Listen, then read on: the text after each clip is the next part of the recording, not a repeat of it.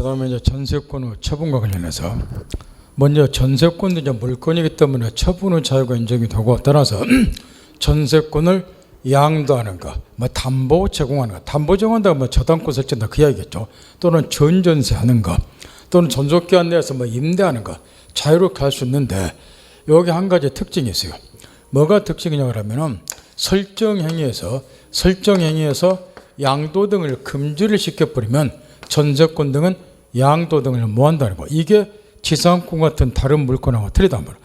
아까 재산권의 경우는 양도 금지 특약, 담보 공여 금지 특약 몇 더라도 이건 다 무효다 말이에요. 물권이니까 처분은 잘 인정이 되니까.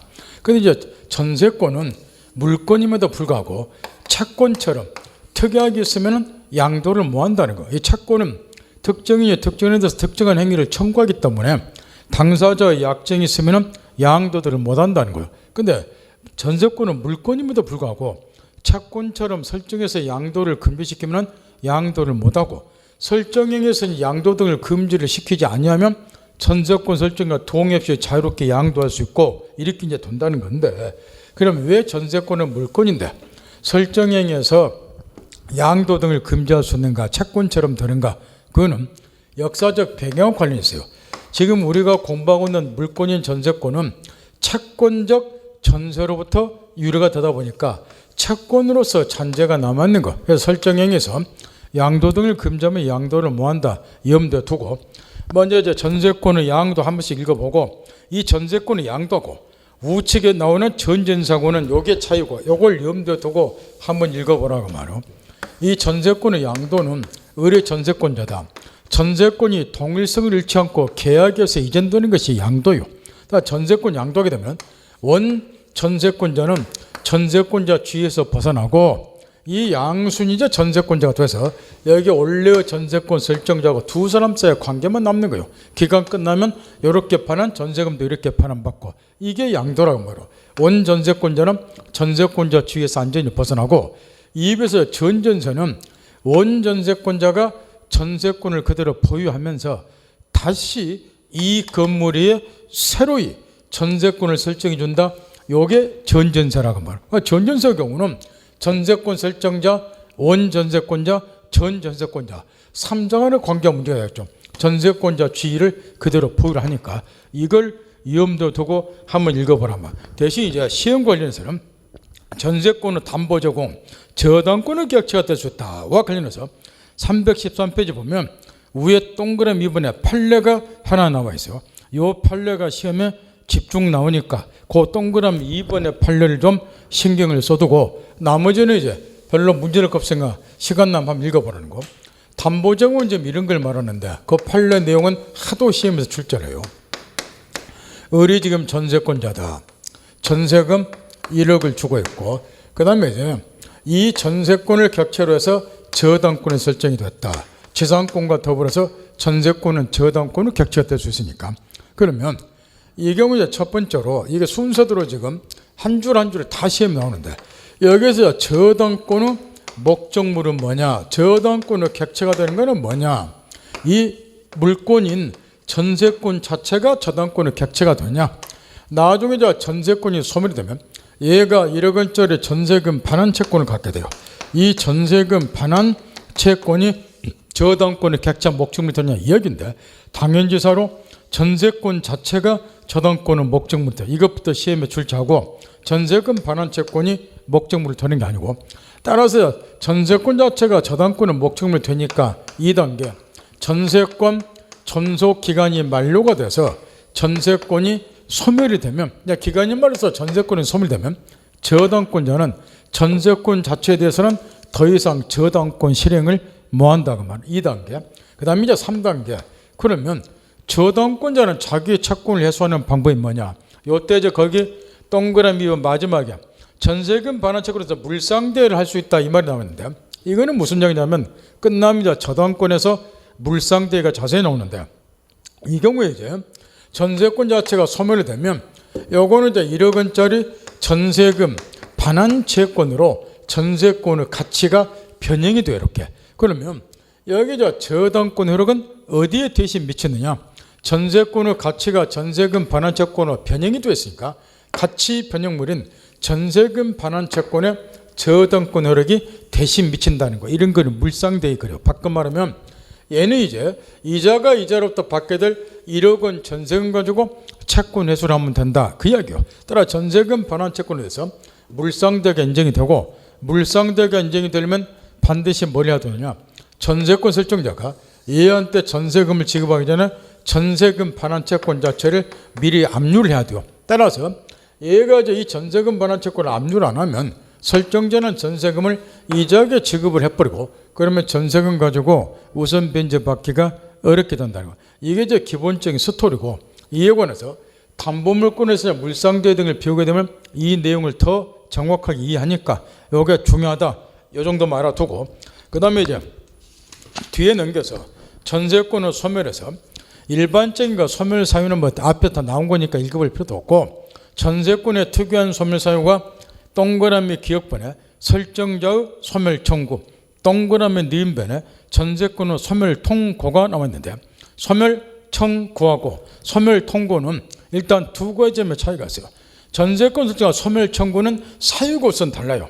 전세권자 사용 수익이 설정계약 또는 목적 부동산의 성질에서 정해진 용법으로 사용 수익하지 않는 경우, 먼저 설정계약을 위반했다 그 말은 양도 금지 특약을 맺었는데 전세권자가 전세권을 양도했다든가 이런 경우 소멸 청구 사유다 그 이야기고, 또는 목적 부동산은 성질에서 정해진 용법으로 사용 수익하지 않은 경우, 전세권자가 수선 의무를 부담하는데 수선을 안 하고 사용을 하더라 이런 경우는 전세권 설정자가 전세권 소멸 청구를 하게 되고, 소멸 청구권은 동그라미 B번에 있었듯이 형성권이니까 설정자가 일방적으로 소멸시켰다 의사표를 하게 되면 전세권자 의사하고 상관없이 전세권이 바로 소멸이 돼요. 그런데 전세권의 소멸 통고는 사유가 전혀 달라요. 이거는 전세권 존속기간을 약정하지 않은 경우에 각 당사자가 설정자든 또는 전세권자든 각 당사자가 소멸 통고를 한다는 거. 근데 이 경우는 즉시 전세권이 소멸된 게 아니라 상대방을 하면 대비할 수 있는 유익을 주게, 존속기간 약정하는데 바로 전세권 소멸되면은 다른 부동산 알아볼 시간적 여유 없고, 전세금 돌려줄 시간적 여유가 없어요. 전세금 장만할 시간적 여유가. 따라서 유예기간을 둔다. 그게 상대방의 통고를 받는 것부터 6개월이 경과하지 비로소 전세권 소멸한다. 이게 소멸 통고니까 두 개 비교해서 한 번씩 읽어두고, 그 다음에 전세권자와 전세금 반환 채권 관련해서 보충학습에 쓰이는 판례들, 특히 2번에 쓰이는 전세금 반환 채권의 분리 처분이 허용이 되는가, 요 판례들을 이제 시험에서 자주 물어보니까 그거 좀 신경을 써야 되는데, 원래 전세권은 담보물권의 성질을 가져요. 담보물권은 바로 뒤에 나오지만 부종성과 수반성 인정이 되기 때문에 피담보 채권과 전세권은 원래 분리 처분할 수 없는 거예요. 따라서 이제 이런 경우에 얘가 전세금 1억을 주고 전세권을 취득했다. 그러면 전세금 1억, 여기 이제 피담보 채권이고, 요걸 담보하기 위해서 전세권이 설정이 되어 있죠. 그 부종성, 수반성 때문에 전세권보다 담보물권은 피담보 채권의 종속된 성질을 갖는다. 요게 있으니까 요게 있다 그 이야기요. 그러니 요게 이전이 되면 전세권도 따라서 이전이 된다. 요게 수반성일 것이고, 따라서 이제 양자는 분리처분을 못 하는데 이 수반성이라고 하는 거예요. 여기 전세금 반환 채권 이전되면 전세권도 따라서 이전이 된다. 이런 게 수반성인데, 이 수반성이라는 것이 절대적인 게 아니라는 거예요. 무슨 얘기냐면 이게 또 찢어놨는데 잠시 몇 페이지를 펴보냐 그러면 327페이지를 펴보면 거기에 수반성이 나와 있어요. 그런 다음에 327페이지에 제일 밑에 보면 판례가 하나 쓰였는데, 이게 이제 수반성의 특징으로 설명해 놓은 판례인데, 이 수반성이라고 하는 것은 피담보 채권을 전제로서 전세권이 성립됐으니까 요게 이전되면 이것도 따라서 이전된다. 이게 수반성이에요. 담보물권 따라 이전된다. 요게 이제 합리적이다. 그 이유 때문에 수반성이 인정이 되는 거. 그러나 이게 절대적인 것은 아니기 때문에 거기 327페이지 판례에서 밑에서부터 세 번째 줄, 피담보 채권의 처분이 있음에도 불구하고 담보물권의 처분이 따르지 않는, 피담보 채권이 처분이 됐음에도 불구하고 담보물권의 처분이 따르지 않는 특별한 사정이 인정되는 경우에는 수반성이 폐지가 된다는 거. 그러면 그 경우 어떤 경우가 있냐? 거기에 이제 327페이지 써있는 그 판례에 따른 판례가 315페이지 제일 밑에 전세금 반환 채권을 전세권과 분리해서 양도할 수 있다. 거기 박스 보충학습에서 3번의 마지막 판례요. 어떤 경우 여기에 해당이 되냐? 첫째, 전세권 존속기간 만료로 소멸한 경우. 두 번째, 전세계약이 합의 해지론에서 소멸한 경우, 또는 당사자가 특약이 있는 경우. 이런 경우에는 전세금 반환 채권 후 처분이 있음에도 불구하고 전세권 후 처분이 따르지 않는 특별한 사정이 있는 경우에 해당이 된다. 이렇게 우리가 판례 본다는 거. 따라서 이제 전세권 존속기간이 만료가 됐거나 합의 해지가 됐거나 또는 특약 등이 있는 경우, 이런 경우는 전세금 반환 채권만으로 따로 분리 처분이 가능하다는 거예요. 그럼 이런 경우는 전세권 후 처분이 따르지 않는 특별한 사정이 있는 경우에 해당이 된다는 거예요. 이런 경우 안에서. 그럼 이런 경우는 전세금 반환 채권만 얘가 따로 분리 처분할 수 있고, 그러면 전세권은 여기에 수반이 안 된다는 거예요. 물론 수반되지 않은 전세권은 소멸되는 걸로 봐요. 그럼 이 사람은 전세금 1억 원짜리 반환 채권만을 분리 양도를 받았기 때문에 전세권에서 담보가 돼 있지 않은 채권이죠. 따라서 이 전세금 반환 채권은 이제는 전세권 수반이 안 됐으니까 전세권에서 담보가 돼 있지 않은 무담보 채권이 해당이 되고, 이 사람은 이제 얘한테 전세금 1억 달라고 청구하고 얘가 반환 안 하더라도 전세권은 얘한테 또 수반이 안 됐기 때문에 경매 청구하고 매각금도 우선 변제받고 이런 건 안 된다고 말해요. 순수하게 전세금 반환 채권만 분리 처분이 됐기 때문에 전세권이 수반이 안 되고, 그런데 이거하고 비교될 판례가 바로 그 위의 판례요. 전세권이 존속하는 동안에 전세권을 존속시키려면서 전세금 반환 채권만을 전세권과 분리해서 확정적으로 양도할 수 있는가? 이거는 안 된다는 거. 왜냐? 이 경우에 전세금 반환 채권만을 확정적으로 분리 처분하는 것 특징이 이런 거야. 기간 만료 합의해지 전세권이 소멸한 경우, 소멸이 돼야지 전세금 반환 채권이 발생이 되는 거야. 그래야 이것만을 따로 떼어서 처분하는 것이지. 전세권 존속 중에는 전세권은 얘가 그대로 가지고 있으면서 전세금 반환 채권만을 요 존속 중에 요거 비교, 기간 만료 합의해지 이거 비교해보는 거. 존속 중에는 전세금 반환 채권을 따로 분리 처분한, 확정적으로 분리 처분하는 것은 허용할 수 없다는 거. 왜냐? 존속 중이기 때문에 전세금 반환 채권이 아직 발생이 안 되는 거. 기간 만료로 되거나 합의가 되거나 전세권 소멸이 되자 반환 청구를 하는 거지. 1억 원 돌려달라고. 존속 중에는 전세금 반환 채권이 확정적으로 발생된 것이 아니기 때문에 전세금 반환 채권을 확정 분리 처분하는 건 안 되고, 대신 이제 거기에 뒷구절을 많이 물어본다는 거. 장래 전세권이 소멸하는 경우, 앞으로 기간 만료 등에서 전세권이 소멸이 되면 그때 전세금 반환 채권이 발생이 돼요. 따라서 마지막 구절, 장래 전세권 소멸 시에 전세금 반환 채권이 발생하는 것을 조건으로 해서 장래의 조건부 채권만을 양도할 수 있을 뿐이다. 이런 식으로 해결을 한다는 거예요. 따라서 그렇게 비교 딱 정리하고, 그 다음에 그 위에 판례 1번에서 이 두 번째 판례, 전세권 설정 등기를 마친 민법상의 전세권을 존속기간 만료 후에 양도할 수 있는가. 전세권 존속기간이 만료가 됐어요. 그러면 또 이런 것도 가능하다는 거예요.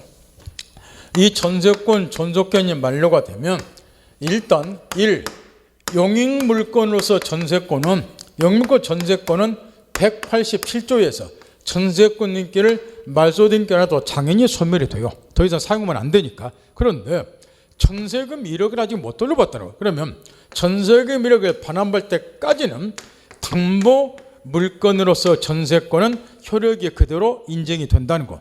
따라서 존속기간이 만료가 돼서 용익물건 전세권은 187조에서 말소 등기라도 이미 소멸이 됐겠지만 전세금 반환받을 때까지는 담보물건 전세권은 존속이 되니까 이 담보물건으로 전세권하고 1억 원짜리 전세금 반환 채권을 세트로 양도할 수 있다고 말. 물론 양도하려면은 전세권도 이번에 같이 이전이 됐기 때문에 전세권 이전 후 부기 등기하고, 그 다음에 전세금 반환 채권이 양도됐으니까 양도 사실을 확정일지 않는 증서로서 얘한테 통지를 해주면 되고, 그래서 기간 만료 시에 용물권 전세권은 소멸했지만 담보물권 전세권이 남아있기 때문에 전세금 반환 채권하고 전세권하고 세트로 양도가 가능하다. 그것이 양도할 때는 양도 방식이 거쳐되니까 전세권 이전 후 부기 등기하고 전세금 반환 채권 양도되니까 확정일주는 증서로 얘한테 통지해주면 되고, 이렇게 그 위에 판례도 종종 물어보고 3개 판례 점검 잘하는 소리고, 뒤에 넘겨서 전세권자의 경매 청구권, 그 다음에 이제 우선 변제권 관련해서 먼저 신경을 좀 써야 될 것이, 원래 그 밑에 317조를 제일 밑에 316페이지 보면 그 새파란 글씨 317조가 쓰였어요. 전세권 소멸과 동시행, 이걸 먼저 신경을 써야 되는데, 전세권이 소멸이 되면은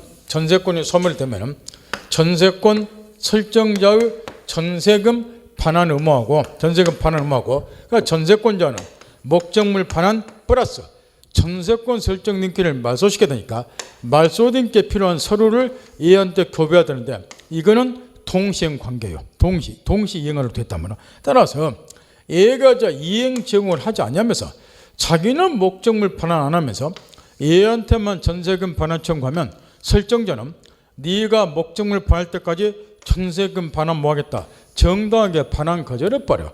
이런 경우는 전세금 반환 안 해줬다 해서 경매 청구를 못하는 거예요. 따라서 전세금 회수를 경매 청구하려면 얘를 이행 지체에 빠뜨려야 돼요. 그러려면 자기 쪽에서 이행 제공을 해야 돼요. 아나 요걸 줄 테니까 전세금 반환을 이렇게. 그럼에도 불구하고 전세금 반환 안 하면 채무 불이행 이행 지체에 해당이 되니까 비로소 경매 청구한다. 이걸 이음대 두고, 요게 동그라미 기업번 밑에 동그라미 니은번까지 쓰여 있고 316페이지 제일 위에, 그런 다음에 디귿번 밑에 판례가 시험에 쏟아 나오는데, 이 판례 내용은 이런 거예요.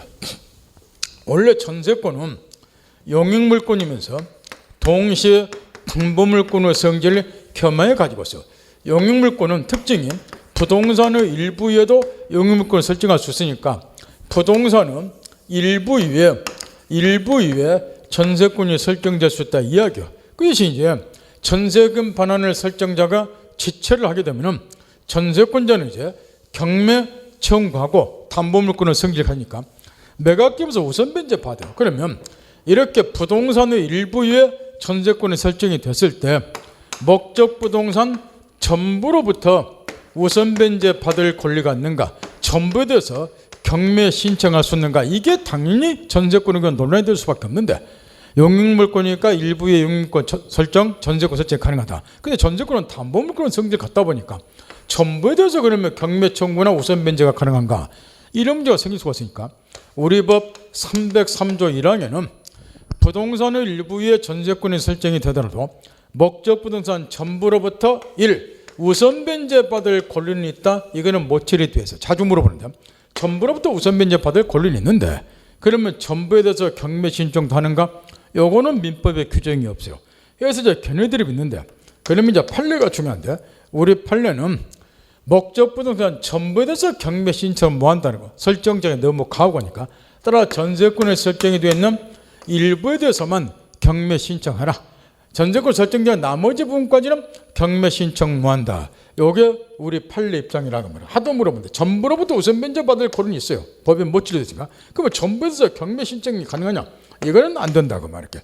특히 이제 우리 판례가 이 부동산 일부가 구조상 이용상의 독립성이 없고, 따라서 구분 소유 객체로 분할할 수 없는 경우, 예컨대 건물 같으면 방 2칸 위에 전세권이 설정이다, 이런 경우. 이거는 이제 구조상 이용상의 독립성이 없고 이것 자체만이 소유권의 객체가 될 수 없죠. 구분 소유권의 객체로 분할할 수도 없는 경우, 이런 경우에도 여료가 없다는 거예요. 이런 것도 전변적 경매처럼 이것만 하라는 건데, 문제는 구조상 이용상의 독립성 없는 경우는 이 부분만을 현행법상 경매가 불가능하다고 말할게. 그런데도 전부에 대한 경매치가 안 된다는 거예요, 판례 입장이. 그러면 이럴 때는 이제 실무상으로 어떻게 해결하더냐? 전세권자가 갖는 경매권은 담보권 실행 경매, 흔히 말해 임의 경매가 안 된다는 거지. 이게 방투칸이기 때문에 이런 경우는 어쩔 수 없이 강제 경매하는 방법을 취해야 돼. 편법을 써야 되는데, 전세금 반환 청구 소송 제기하고 그다음에 집행 권한을 얻은 다음에 강제 경매, 이 전부가 채무자권이니까 설정자권이니까 목적 부동산 전부에 대해서 강제 집행, 강제 경매라는 편법을 써야 되는데, 이렇게 되면 소송을 해서 집행권을 얻어야 되니까 하세월이라고 말이야. 임의 경매는 이런 게 필요 없이 바로 경매가 가능하겠지만, 따라서 이런 전세권자 보호를 위해서라면 이렇게 구조상 유용상의 독립성이 없고, 따라서 구분 소유권을 객체로 분할할 수 없는 경우는 목적 부동산 전부에 대해서 경매 신청할 수 있는 길을 열어줘야 되지 않겠는가, 이런 생각이 드는데, 판례는 요지 부동이고 따라서 하도 모름과 정리 꼭 하고, 그 다음에 우측으로 넘어가서 목적물 반환음과 관련해서는 밑에 동그라미 니은번에 부속물 매수 청구권이 나와 있는데 전세권 설정자도 부속 매수권을 갖고 전세권자도 부속 매수권을 양자가 다 가져요. 다만 전세권자가 갖는 부속 매수권은 제한이 좀 있어요. 제일 밑에 쓰였다시피 전세권 설정자 동의를 써서 부속시킨 경우 설정자로부터 매수한 경우에 한해서 전세권자는 부속 매수권을 갖는데 이것도 마찬가지요. 이것도 이제 임차인이 갖는 이 부속 매수권도 어떤 걸 시험에서 많이 물어보느냐, 이 임차인이 갖는 부속물 매수 청구권이 있어요. 여기 이제 646조인데 요 임차인은 부속 매수권을 집중 출제해요. 여기 전세권자가 갖는 부속 매수권 이런 거는 별로 시험에 안 나오고, 따라서 여기 이제 건물 기타 공작물이 임차인이 갖는 부속 매수권이 646조인데 우리 교재는 여기에 486페이지에 쓰여 있어요. 따라서 시험은 임차인은 부속 매수권이 주로 시험에 출제되니까 486페이지 요걸 찾아서 미리 공부할 사람 공부해보고, 대신에 차이가 좀 있어요. 뭐가 있냐 그러면 방금 나온 것처럼 전세권의 경우는 설정자도 부속 매수권을 가져요. 전세권자뿐만이 아니고. 근데 임대차 경우는 임대인에게는 부속물 매수권 인정이 안 돼요. 이게 전세권과 차이요. 임차인에게만 부속 매수권 인정이 돼요. 646조에서 우리 교재는 486페이지에 쓰였으니까 전세권자 갖는 거는 별로 시험이 안 나오니까 요거 공부를 해야 되고 486페이지를 참고할 것. 그 다음에 나머지는 이제 읽어보고 쭉 넘겨서 이제 담보물권이 이제 마지막에 나오는데 쭉 넘겨서 거기 앞에 이제 담보제도가 왜 필요한가, 내가 아무개한테 돈 빌려줬다. 근데 그 사람이 나한테만 빚진 게 아니라 여러 사람한테 빚지고 있다. 그러면 채권자 평등원칙에서 나만이 우선 변제를 못 받아요. 따라서 채무자가 변제 자력이 없거나 또는 있더라도 내 채권이 내가 확실히 채권을 만족받을 수가 없다는 것. 따라서 이런 경우에 내 채권을 확실히 해소하자 해서 두게 된 것이 담보제도다. 그런 소리 쓰였으니까 읽어보면 되고, 그 다음에 담보제도는 인적 담보제도가 있고 물적 담보제도가 있는데 이 중에서 우리가 배우고자 하는 것은 인적 담보제도는 여러분이 잘 아는 보증채무라든가 연대채무라든가 이런 게 인적 담보제도인데 시험하고 상관없고, 이 물적 담보제도가 이제 우리한테 필요한 건데 물적 담보제도가 이 물적 담보제도는 책에는 지금 빠졌지만 반드시 알아야 돼요.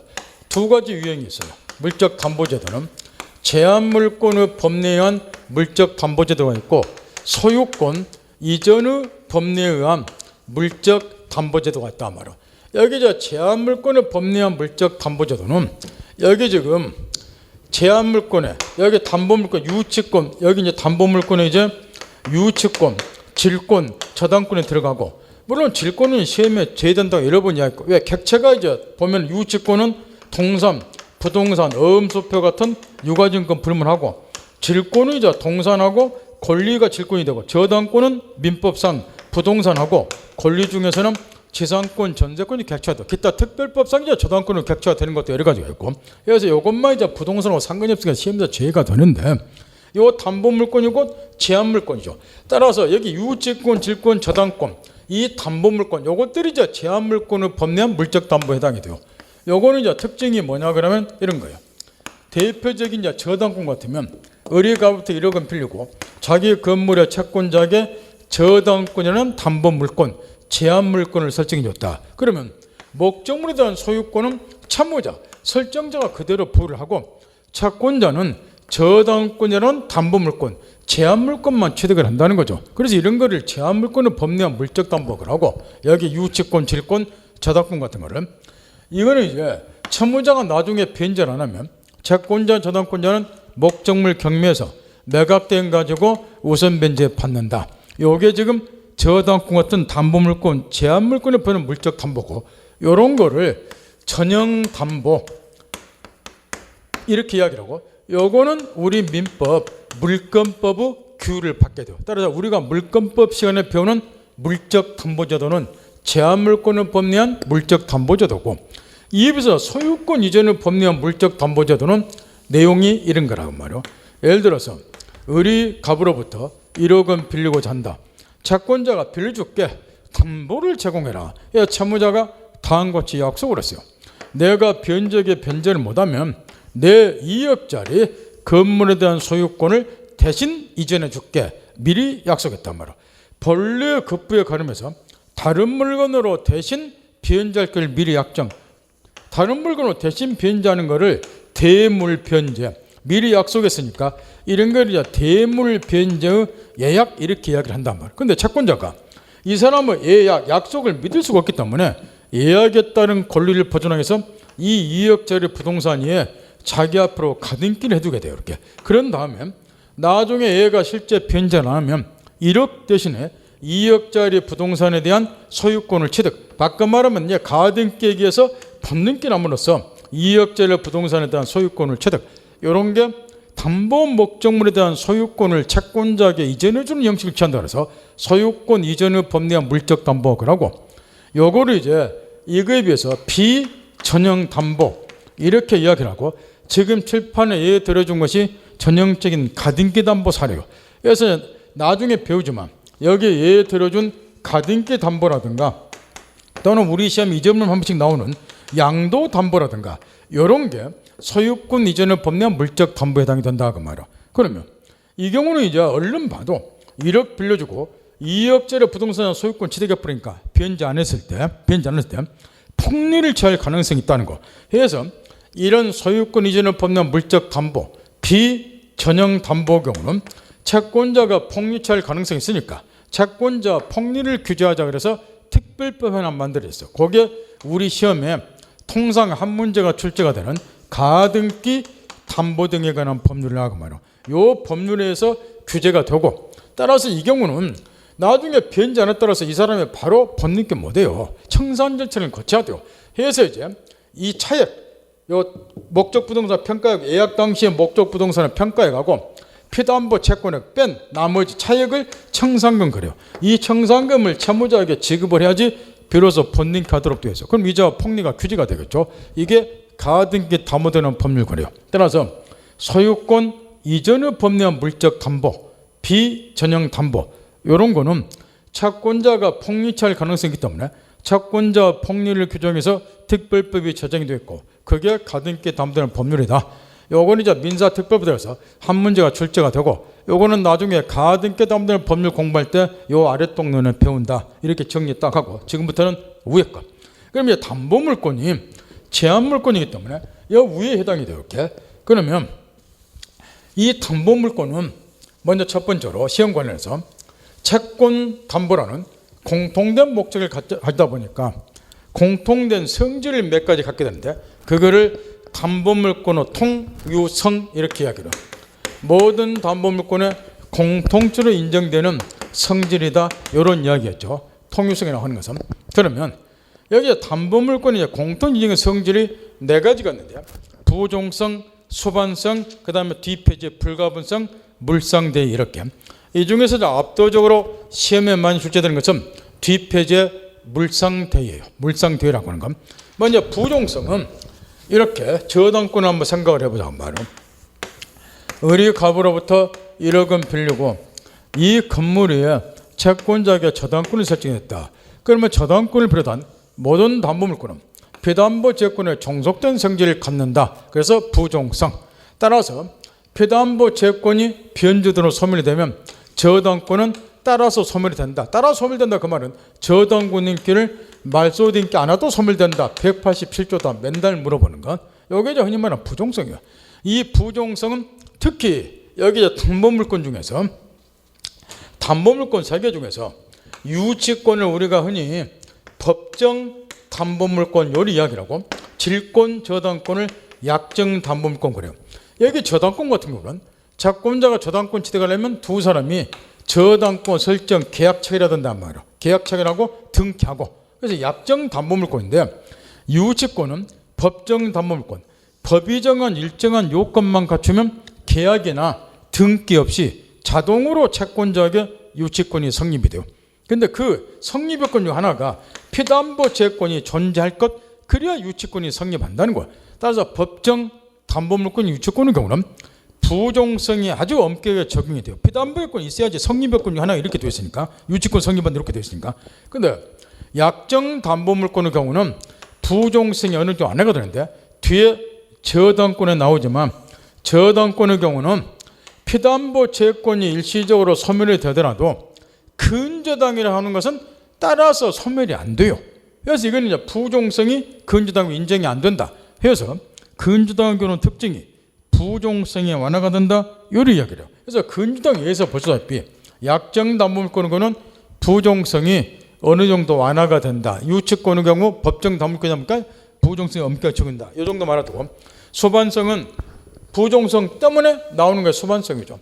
요걸 전제로 해서 요게 인정이 되니까 요게 이전이 되면 요 따라서 이전이 되는데 소반성은 절대인 건 아니다. 그 판례 아까 전세권에서 다시 한번 점검 딱 해두고 뒤에 넘겨서 불가분성은 이런 경우 이야기 쉽게 토지로 한번 해보자.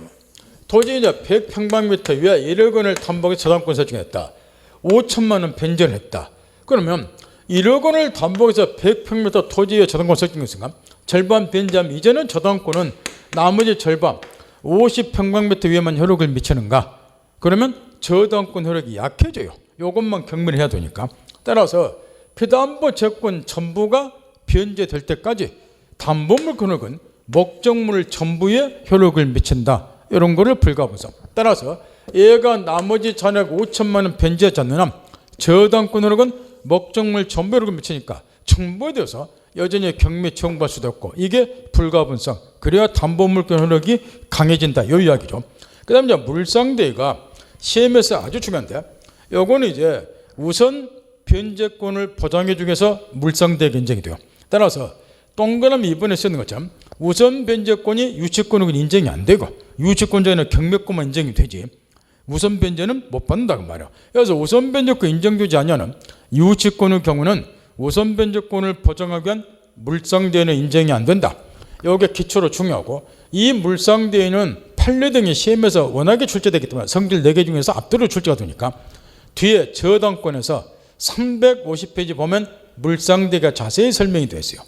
유치권을 그러면 물상대가 이제 나올 수가 없죠. 물상대 인정이 안 되니까. 그래서 이제 저당권 350페이지에서 물상대를 집중 공부하기를 하고 일단 보류를 해두자 말이에요. 그 다음에 먼저 첫 번째 유치권. 유치권은 가장 핵심이 법정 담보물권이다. 이게 유치권의 핵심이에요. 따라서 법이 정한 법정 담보물권 이 말을 항상 먼저 떠올려야 돼요. 유치권 그러면 법정 담보물권이다. 따라서 법이 정한 일정한 요건만 갖추면 계약이나 부동산에 가도 등기 필요 없이 채권자에게 자동으로 유치권이 성립이 된다. 그래서 그 성립 요건이 유치권 핵심 포인트예요. 법이 정한 요건을 갖추면 유치권이 성립되니까. 그럼 이제 유치권은 어떤 경우냐? 누구나가 쉽게 이해할 수 있는 건데 예컨대 이런 것들 주로 이제 논란이 많이 된 것들 동상 같으면 갑이 노트북 소유자다. 노트북 사용하다가 고장이 나니까 수리를 맡겼다. 수리가 완성이 됐다. 그런데 갑이 수리대금은 안 주면서 노트북만 반환달라고 반환 청구를 한다. 이때 의리란 사람이 수리대금을 받지 못한 상태에서 노트북을 먼저 반환해버리면 나중에 수리대금 매수하기 어렵다. 따라서 법을 모르는 사람도 당신이 수리대금 줄 때까지는 노트북 반환 못한다. 차후 변제 받을 때까지 노트북을 반환하지 않고 유치해 놓는다. 유치해서 이제 반환 거절한다. 그래서 이제 이런 거를 유치권 그렇게. 또는 임대차 계약 같으면 이런 경우 이 임차인은 건물에 대해서 임대차 계약을 체결했다. 필요비든 유익비든 모두 상환 청구할 수 있는데 626조에서 이 임차인이 임대인이 비용은 상환 안 해주면서 건물만 반환 청구했을 때 네가 비용 상환할 때까지 건물 반환 뭐 하겠다. 요거는 이제 수리대금 채권을 담보하기 위해서 유치권 행사하는 경우고 요거는 이제 비용 상환 청구권을 담보하기 위해서 유치권 행사하고 네가 비용 상환할 때 건물 반환 뭐 하겠다. 계속 유치함으로써 심리적으로 비용 상환을 압박을 하고 또 우리 실선에서 가장 논란이 많이 되는 공사대금 채권 건물 한 채를 지어주기로 도급계약 체결했다. 도급인 얘가 수급인 공사가 완성이 돼서 공사대금 채권을 갖고 있다. 근데 공사대금은 안 주면서 건물만 반환 청구한다. 네가 공사대금 줄 때까지 건물 반환 뭐 하겠다. 건물을 채무변제 받을 때까지 계속 유치해 놓는다. 이 경우도 유치권이 성립이 되는데 가장 대표적인 사례들인데 먼저 유치권은 이 성립요건이 중요하다고 그랬는데 그중에서 두 가지가 핵심이에요. 유치권은 이제 가만히 생각을 해보면은 채무자가 채무를 변제할 때까지 채권자가 목적으로 움켜쥐고 반환 거절, 심리적으로 채무 변제를 강제하는 거예요. 네가 수리대금 줄 때까지 반환 먹겠다 이렇게. 따라서 목적으로 움켜쥐고 있어야 돼요. 따라서 유치권이 성립되면 가장 핵심 요건, 채권자가 목적물을 점유할 것. 돈 받을 때까지 반환 거절해야 되니까 점유할 것. 그 다음에 두 번째 거는 이 채권의 특징을 보면 이런 거예요.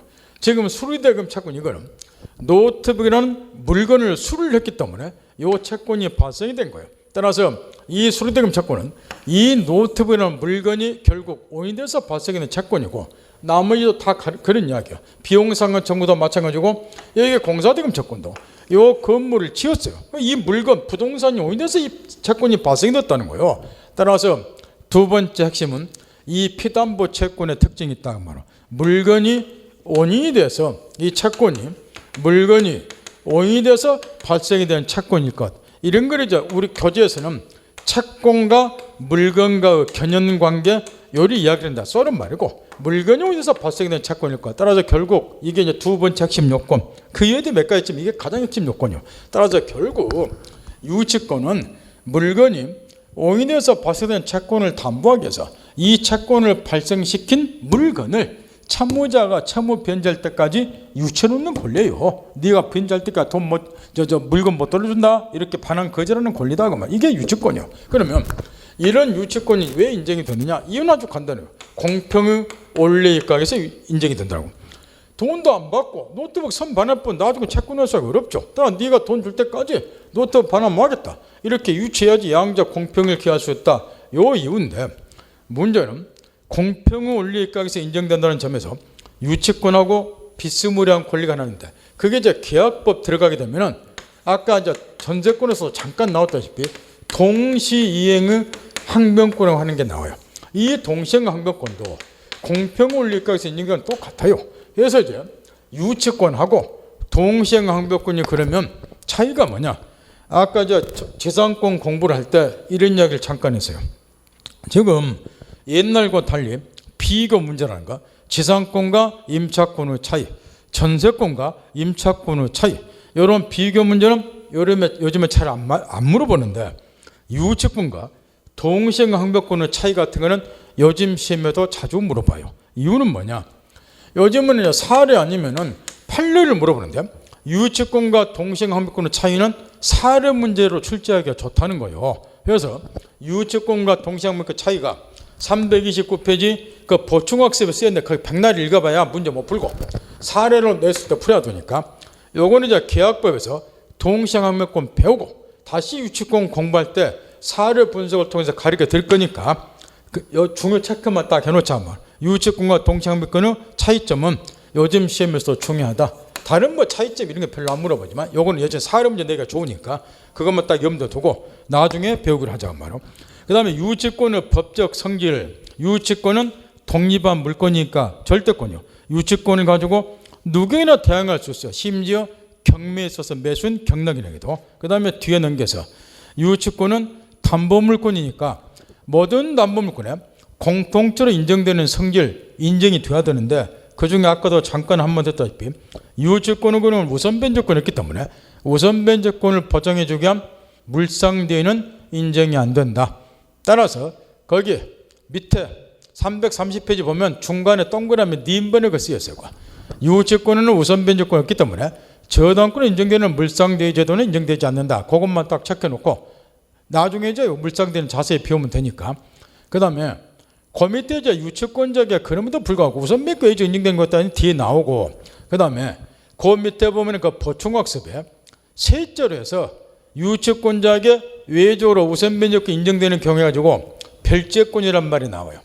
채무자가 파산할 때 유치권자는 별제권을 갖는다. 요 경우에 이제 유치권자가 외적으로 우선 변제권 인정된다. 지금 이런 이야기인데 이것만 잠깐 살펴보자. 별제권이란 말이 여기저기 늘어졌기 때문에 이 별제권도 우선 변제권을 보장해 주기 위해서 인정되는 거지. 채무자가 파산 선고 받았을 때 별제권이라고 말이요. 그럼 이제 별제권은 이제 어떤 걸 말하느냐? 이것도 요지는 지금 우선 변제권을 보장해주기 위해서 이 별채권 인정이 돼요. 두 번 다시 별채권 못 가르쳐 주니까 여기저기 이제 교재단 별채권이 나와요. 또 시험도 종종 물어보고 세트로 한목에 올릴 격추라고 말이에요. 예를 들어 저당권 한번 생각해보자 말이에요. 의리 가불업부터 1억 원 빌리고 이 건물에 채권자에게 저당권이 설정됐어요. 그럼 이 경우 이제 이자 일반 채권자 저당권을 설정받지 않고 돈을 빌려준 애들이 많이 있다고 생각하자면 일반 채권자 얘는 돈 빌려주고 저당권 쓰면 저당권자 이렇게. 그러면 이 건물이 경매에 들어가게 되면 저당권자는 이런 일반 채권자보다는 언제나 자기 채권을 우선 변제 받아요. 이걸 우선 변제 받기 때문에 맘 놓고 1억 원 빌려주는 거. 저당권 설정 안 받으면은 얘가 우선 변제 못 받죠. 채권자 평등 원칙에서 이게 이자 재산 가지고 분파해야 돼요. 이렇게. 근데 이제 저당권을 설정이 되면 일반 채권자보다는 언제나 저당 목적 매각 당겨지고 우선 변제 받는다. 우선 변제권이 보장이 돼요. 이렇게. 그런데 채무자가 채권자가 워낙에 많다 보니까 빚이 많다 보니까 파산 선고를 당해서 이렇게. 그럼 채무자가 파산 선고를 받게 되면은 채무자 전 재산은 파산 재단이 기속이 돼요. 전 재산은 파산 재단에 기속이 되고 파산 재단 관리를 하다가 채권 예금 비율에 따라서 평등 배당을 해준다 그 말 이렇게. 파산 재단 관리를 하다가 요 채권자들에게 채권의 비율에 따라서 평등 배당을 딱 해준다 그 말 이렇게. 근데 여기서 좀 문제가 터진다는 거. 요 건물 채무자 거요. 그럼 이자가 파산 선고를 받게 되면 채무자 전 재산이 파산 재단에 기속이 되니까 저당 목적물 건물도 파산 재단에 기속이 돼요. 그러면 이 경우에 저당권자도 일반 채권자와 마찬가지로 평등 배당을 받아야 되는가? 이런 문제가 생긴단 말이에요. 평등 배당을 받게 되면은 얘 우선 변제권이 인정이 안 되는 거란 말이에요. 얘는 일반 채권자보다 저당 목적 매각 등 우선 변제를 받아야 되는데 따라서 채무자가 파산 선고를 받고 저당 목적물이 파산 재단에 기속이 됐다고 하더라도 저당 목적물이 매각된 가지고는 여전히 일반 채권자보다 저당권자가 우선 변제 받도록 보장이 되어야 된다. 그게 별채권이에요. 따라서 이제 별채권은 파산 재단에 기속이 된 특정 재산으로부터 채권자가 다른 권리자보다 우선 변제를 받을 수 있는 권리를 별채권 그래요. 이 사례처럼 파산 재단에 기속이 된 특정 재산으로부터 채권자가 다른 권리자보다 우선 변제 받을 수 있는 권리, 이걸 별채권 그래요. 이 우선 변제권을 보장해 주자고 말이에요. 저당 목적 매각되니 우선 변제 받을 수 있는 권리가 있으니까 얘가 파산 선고 받아서 파산 재단에 기속이 되더라도 이 건물에 매각된 가지고는 일반 채권자, 다른 권리자보다는 이 채권자가 우선 변제 받도록 해주자. 그래야 사례에 맞다 그 말. 이걸 별채권 그래요. 따라서 별채권은 우선 변제권을 보장해 주기 위해서 별채권 인정이 되니까 채무자가 파산 선고를 받았을 때 예를 들면 앞에서 내가 설명을 했지만 전세권자에게 우선 변제권이 있죠. 따라서 전세권자에게도 별채권 인정이 되고 우리 시험에는 안 들어가지만 질권자도 우선 변제권이 있으니까 질권자에게도 별채권 인정이 되고 채무자가 파산 선고 받을 때 그 다음에 여기에 들어준 저당권의 경우도 별채권이 인정이 되고 저당권하고 똑같은 가등기 담보 그 다음에 양도담보 가등기 담보 양도담보 경우에도 별채권이 똑같이 인정이 되고 채권자들에게 채무자가 파산 선고 받을 때 요게 이제 다 우선 변제권이 있기 때문에 이제 채무자가 파산 선고를 받게 되면은 전세권자를 비롯한 요 채권자들에게 별채권이 인정이 돼요. 그런데 희한한 사람이 두 사람이 있다 그 말이요. 그게 누구냐 그러면은 주택 임차인하고 그 다음에 유치권자예요. 주택 임차인의 경우도 상대방 임대인이 파산 선고를 받았을 때 자기 보증금을 우선 변제 받을 수 있는가?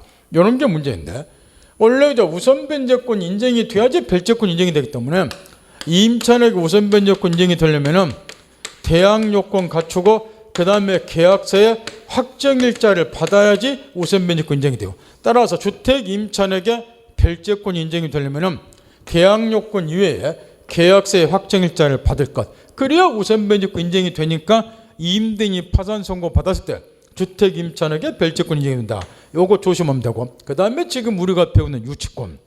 유치권의 경우는 원래 우선 변제권이 없기 때문에 별채권이 인정되면 안 되는데 이건 외적으로 별채권이 인정이 돼요. 왜 그러느냐? 이런 이유 때문에 예를 들어서 건물 임대차와 관련해서 보증금 1억이다. 얘가 임차인이다. 아니요, 보증금이 아니라 얘가 비용상환 청구권을 가지고 있다. 그만 이렇게. 근데 이제 이걸 가지고 유치권을 행사, 건물을 딱 유치를 해놨어 이렇게. 근데 이자의 다른 임대는 다른 채권자가 또 A, B, C가 있더라고 이렇게. 이자가 임대인이 파산 선고를 받았어요. 그랬을 경우에 이 비용상환 조건을 가지고 목적물 유치는 유치권자. 요게 이제 경매에 들어갔을 때 이 매각대행 가지고 우선 변제 받을 수 있는가 그 이야기인데 원래 유치권자는 우선 변제권이 없어요. 근데 이 채무자인 임대인이 파산 선고를 받게 되면은 별채권이 인정이 되니까 파산자들은 기소이 된 이 건물을 매각된 가지고는 여기 임차인 유치권자가 우선 변제 받을 수 있다면 이게 별채권이에요. 그럼 왜 그러느냐? 우선 변제권이 없는데 별채권이 인정되는 이유가 뭐냐? 이런 일반 채권자하고 유치권자를 비교해보는 거. 유치권자는 목적물을 점유해서 선량한 관리자 주임을 가지고 관리를 하는 사람이고 얘네들은 목적물 관리에 땀 한 방울 안 흘리네라고 말이야. 근데 평등 배당을 받으라 그러면 얘한테 너무나 가오가지 않냐고 말이야. 따라서 우선 변제권은 본시 없지만 얘가 목적물 유치해서 관리를 하고 있기 때문에 우선권을 줄 필요가 있다는 거예요. 그래서 채무자인 임대인이 파산 선고를 받게 되면은 파산자단에 기속이 된 이 건물, 채무자소 임대인 소유, 이 건물의 매각된 거는 우선 변제 판다 그 이야기요. 따라서 역설적으로 유치권자는 우선 변제권이 없기 때문에 채무자가 파산 선고를 받으면 별채권 인정이 안 돼야 되는데 역으로 별채권이 인정이 되다 보니까 별채권이 인정되는 범위 내에서는 우선 변제권을 갖는 셈이 된다. 이런 이야기라 그 말이에요. 그래서 이걸 이해를 좀 해두면 되고 주택 임차인 유치권을 그래서 별채권은 곳곳에 튀어나오니까 갖고 놀면 되고 그다음 유치권이 성립 요건이 핵심 포인트인데 먼저 목적물을 점유할 것 그다음에 그 물건은 타인의 물건이어야 되는데 거기서 물건은 꼭 채무자 소유일 필요는 없고 제3자 소유도 무방하다. 이런 식으로 지금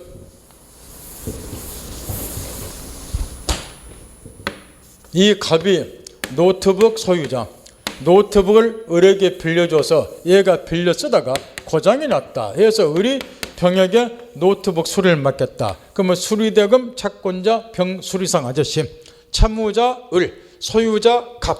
이 경우는 이제 유치물 노트북 소유자가 채무자가 아니라 제3자죠. 이래도 유치권이 성립이 되고 그럼 유치권을 가지고 얘한테도 대항할 수 있고 수리대금 줘야지 반환해준다. 이런 식으로. 그래서 제3자 소유도 상관이 없고 그 다음에 타 물건, 타인 소유 물건이 유치권이 성립되기 때문에 도급계약에서 조심해야 할 것이 그 밑에가 8년대 도급에 있어서 건물 한 채를 주둔한 도급계약을 체결했는데 거기 제목에 위에 쓰였다시피 수급인의 재료와 노력으로 건물이 건축됐다.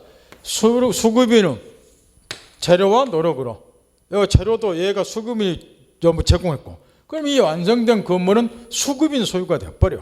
그럼 이 경우에 네가 공사대금 줄 때까지 유치권 행사를 웃기는 거죠. 내 건물에도 유치권 행사하고 있으니까. 따라서 얘 심리적으로 압박을 해서 공사대금 받을 건데 따라서 이런 경우는 이 완성된 물건이 수급인이 내 소유이기 때문에 내 물건에서 유치권 행사를 못한다. 그 이야기요. 타물권이 되기 때문에. 그 다음에 점유를 해야 된다. 점유는 물론 동그라미 기업법 직접 점유, 간접 점유 불문한데 한 가지 시험에서 하도 물어보는 판례가 그 색칠한 판례, 그 마지막 구절. 직접 점유자가 채무자인 경우는 유치권의 점유에 해당하지 않는다 해서 그 마지막 시에는 그 판례인데 요거는 이제 직접 점유하든 간접 점유하든 유치권이 점유하면 유치권이 성립이 된다는 건데 간접 점유하는 경우라 하더라도 이런 경우는 유치권이 성립이 안 된다는 거. 예를 들어서 이 갑이 노트북 수리를 맡겨서 유치권을 행사하고 있다. 그럼 보통은 직접 점유를 하겠죠. 근데 채무자의 직접 점유에서 채권자가 간접 점유하는 경우 이런 건 유치권 성립이 안 돼요. 채무자 직접 점유다 그 이야기는 노트북을 채무자에게 판을 거죠. 이렇게. 그런 다음에 채무자가 채권자를 위해서 보관하는 형식을 취하면서 이 채무자를 매개자로 해서 채권자가 간접 점유한다. 이런 경우 즉 채무자가 직접 점유해서 채권자가 간접 점유한다. 이런 거는 유치권이 성립이 안 되는 거예요. 왜냐? 지금 목적물을 얘가 유치해서 심리적으로 채무연재를 압박을 하는 건데 이한테 판을 채무자가 직접 줍니다. 심리적으로 압박을 할 수가 없죠. 이렇게 이런 거는 유치권이 성립이 안 되니까 채무자의 직접 점유를 매개로 해서 채권자가 간접 점유하는 경우 이거는 목적물을 얘한테 판했다 그 이야기잖아. 따라서 이런 경우는 유치권이 성립이 안 된다. 고 팔려고. 그 다음에 밑에 내려가서 제일 밑에 331페이지 밑에 팔라.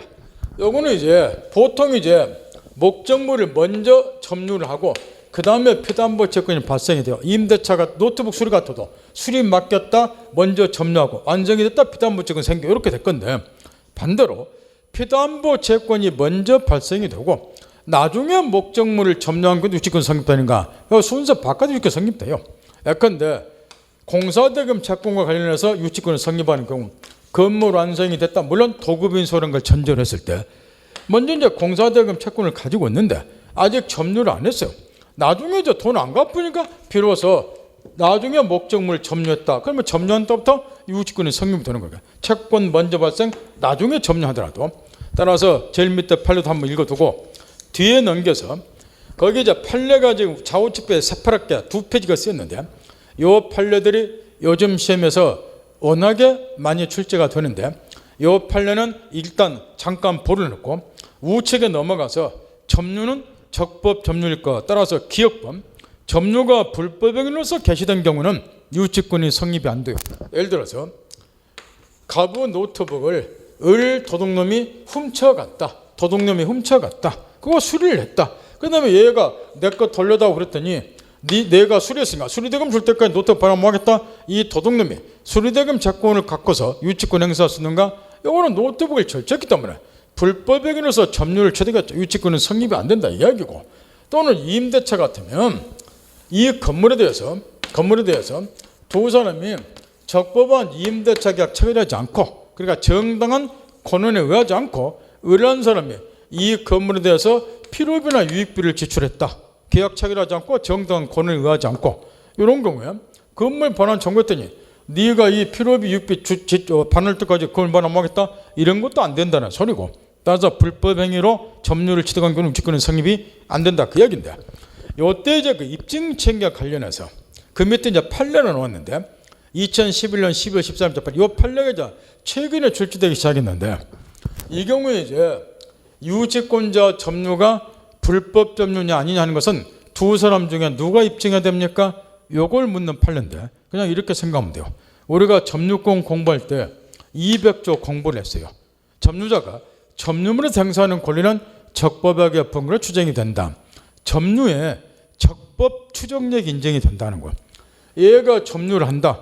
그럼 적법하게 점유한 거로 추정이 되기 때문에 유치권자 쪽에서 적법 점유력을 입증할 필요 없고 상대방 유치권의 성립을 배척하는 이 상대방 쪽에서 이저 점유가 역으로 불법 점유라는 것을 입증해야 된다.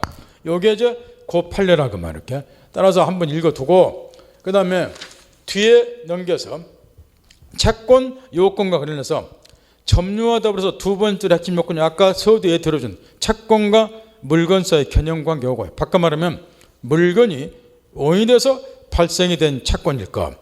요게 이제 핵심 요건인데 그걸 채권과 물건과 견형관계 요리 이야기를 합니다. 이때 여기서도 시험 문제를 하도 많이 출제를 하는데 거기 또 박스를 보세요. 거기 1번에 비용상환 청구권과 아까 임대차 같은 필요비익 상환 청구 같은 거 그 연장 바꿔 말하면 임차인이 이제 비용상환 청구권을 갖는데 얘가 비용상환 안 해주더라. 그러면 채무불이행에 해당이 돼요. 그러면 채무불이행을 한 손해배상 채권을 갖죠. 이런 거는 유치권이 성립이 돼요. 그래서 거기 가로 열고 닫고 임대인의 비용상환 채무불이행을 한 손해배상 청구권 이런 거는 유치권이 성립이 된다. 왜 그러느냐? 그 밑에 새파란 것이 판례를 봐보세요. 채무불이행이라는 손해배상 채권에 관한 유치권 항변의 적부에서 원채권 손해배상 청구권이 원채권으로 연장선상에 놓인 경우는 원채권이 물건이 어디서 발생한 채권이면 이 채권을 이행 안 했을 때 발생이 되는 채무불이행이라는 손해배상 채권도 원채권이 연장에 해당되니까 똑같이 유치권이 성립된다 이야기예요. 그래서 거기 위에 박스에서 1번에 비용상환 채권과 그 연장 비용을 제때 상환 안에서 발생된 참물건이나 손해배상 조건은 똑같이 유치권이 성립이 되는데 주의할 것, 견연관계가 부정되는 경우 유치권 성립이 않는 경우에서 3번을 봐보세요.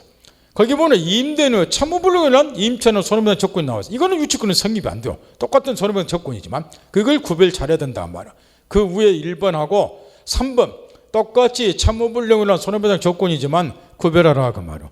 위에 1번의 경우는 원래 비용상환 조건 자체가 물건이 오인돼서 발생한 채권이기 때문에 그 연장선상 요 비용을 줬다 상환 안 해줬기 때문에 임차인이 참무불능이란 손해배상 채권을 갖는다. 이런 것은 물건에서 발생한 채권의 연장이기 때문에 똑같이 유치권 성립되지만 임대인의 참무불능이란 임차인의 손해배상 채권 이런 거 이 목적물에 대해서 사용수익해줄 의무가 있어요. 그래서 수리도 해줘야 되고 근데 이 사용수익해줄 의무를 이행 안 해서 임차인이 목적물 사용을 제대로 못했다. 그럼 임대인은 참무불능을 해서 손해가 생겼다 그래서 참무불능한 손해배상 채권을 가져요. 이 임대인의 참무불능한 손해배상 채권을 담보하기 위해서 유치권 행사할 수 있는가? 이거는 안 된다는 거. 왜냐? 물건이 어디서 발생한 채권이 야 되는데 임대인의 참무불능에서 발생한 채권은 임대인은 물건이나 사람이에요.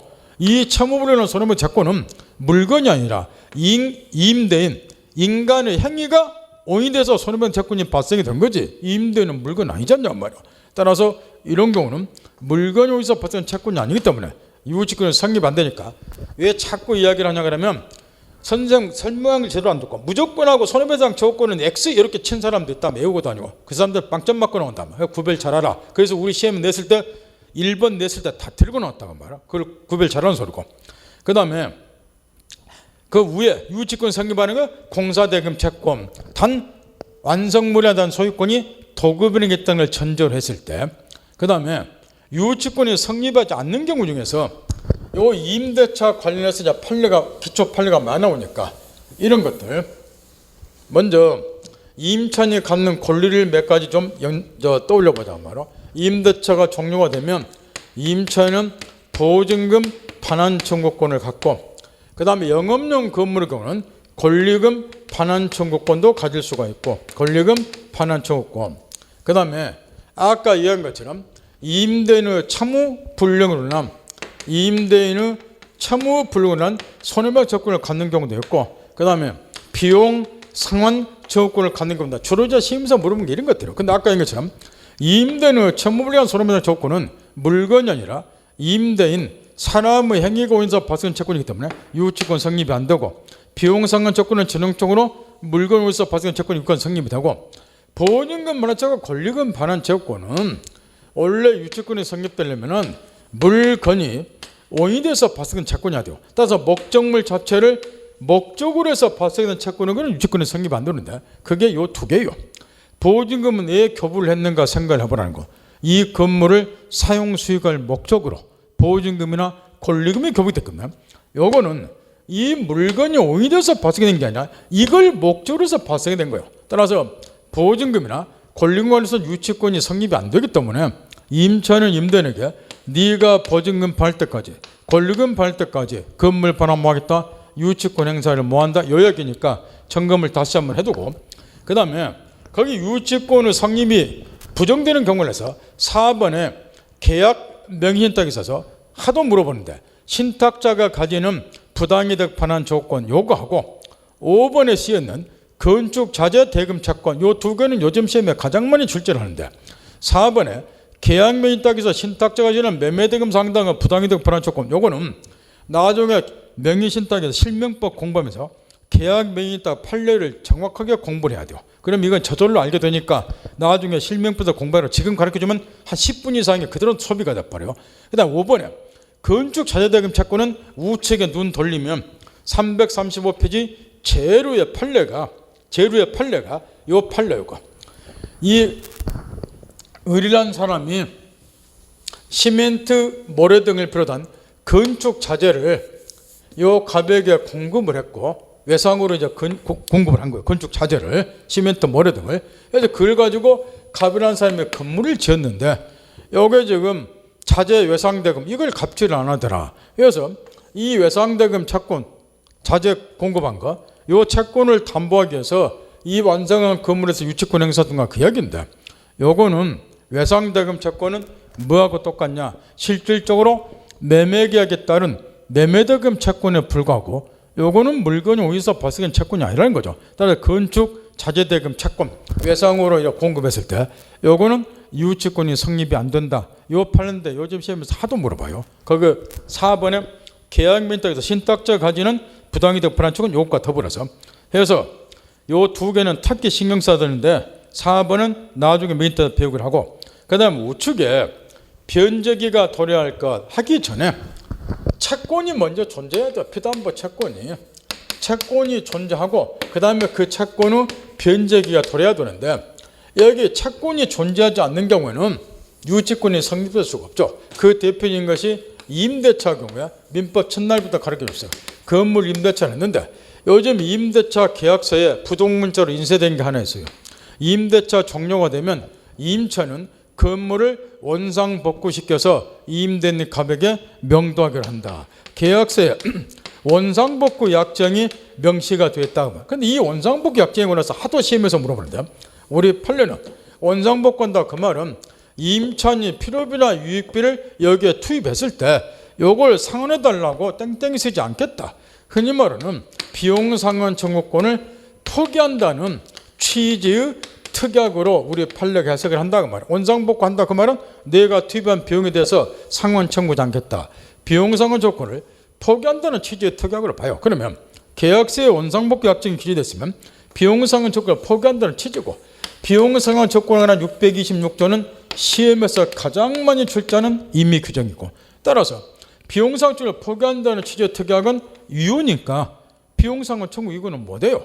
그는 비용상환 조건은 피담보 채권이 존재하지 않기 때문에 이거는 유치권도 성립이 안 된다. 이걸 하도 물어보니까 곳곳에서 갖고 놀면 되고 이게 빠져 있으니까 그 다음에 변제기가 도래해야 되고 그 다음에 마지막에 이렇게 성립요건을 다 갖추었다 해도 당사자가 유치권의 성립을 배제하는 특약을 맺어버리면 유치권이 성립이 안 돼요.